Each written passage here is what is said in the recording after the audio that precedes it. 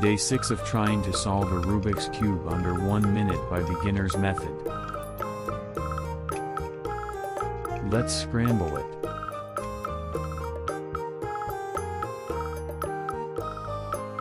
Starting with blue today.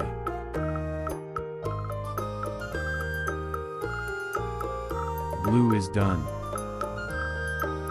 Now the second layer. Guys, I will be trying this challenge every day until I beat it.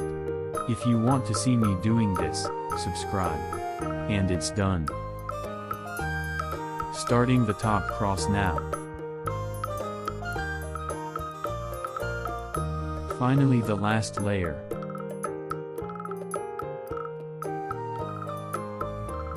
It took me 1 minute and 43 seconds to solve the cube. And the whole cube is done.